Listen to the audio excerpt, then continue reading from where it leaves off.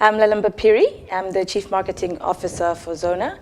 I'm also an independent angel investor in women's businesses.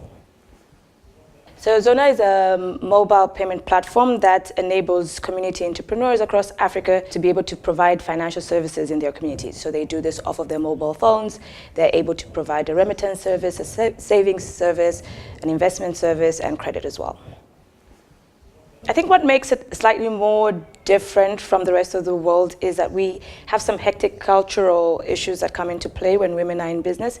And so what we find as the major challenges with women being in business in Africa is that most of them would prefer to just grow to a certain level that is more subsistent because of concerns of getting too big. There's a lot of issues around women being successful and that meaning not being marriage material. That makes women who are in business stick out.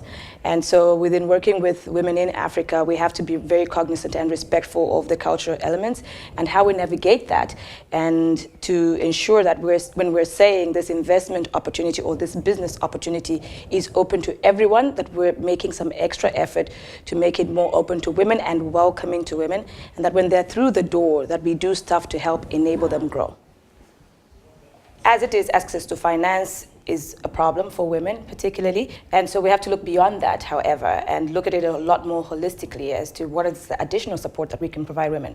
Things that we do differently here, for example, are having female-only accelerator programs.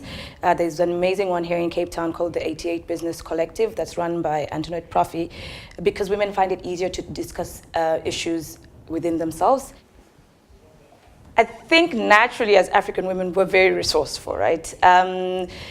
Because we hold families and communities together, we share naturally, and I think that's something that we can export to the rest of the world, just this ability to come together and really share openly and naturally, everything from information to resources. And I think that's a great quality that we can export outwards, so that women are not feeling so isolated in business, because they aren't, and there are other women that they can tap into. Just the confidence to not be afraid to stand out.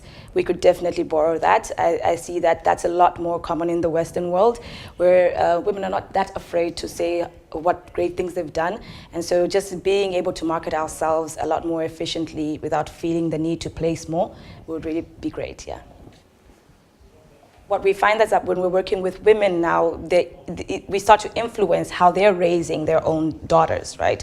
That is always so important. We can say as much as we want about being empowered, but our children will always learn more from how we're behaving ourselves. And so if we work to empower a lot of mothers, our hope is that the children kind of grow up seeing this very natural. I think that there's so much opportunity for us right now, right? And there's so much support as well. And so with the internet and all of the information that we have at our fingertips, it's important that we educate ourselves on the resources that are available for us and really just take one step at a time. I think we will get there, you know. And I believe that Africa is the next superpower, and it will take women entrepreneurs actually to make that happen.